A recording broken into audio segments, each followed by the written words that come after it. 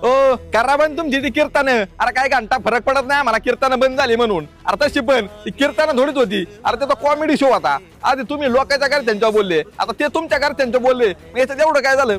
असं म्हणत होती काल एक न्यूज चॅनलवर, एक कोट घालणारी गुड्डी, खरं तर गुड्डी आहे का गुड्ड्या अख्ख्या महाराष्ट्राला पडलेला प्रश्न आहे। पण मला पण असं वाटतं तुम्ही आहे ना महाराज फेटात ठेवूनच द्या, कारण आहे ना तुमच्या पोरांनी चांगली कपडे घातलेली, आता आहे ना आमच्या डोळ्याला नाही पावत।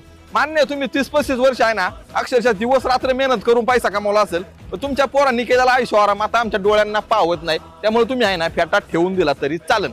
हो म्हणून काय होणार आहे, थोड्याफार पुरी फक्त जरा पळून जायच्या कमी झाल्या होत्या, त्या परत एकदा पळून जातील। पोर आहे ना जरा दारू धंदा जरा सोडून आहे ना जरा धंद्या पाण्याला लागली होती, ती परत दारुडे होतील, व्यसनी होतील, 2-4 पुरीचा संसार थोडं जास्त उद्ध्वस्त होतील, याच्या पलीकडे काय होणार नाही।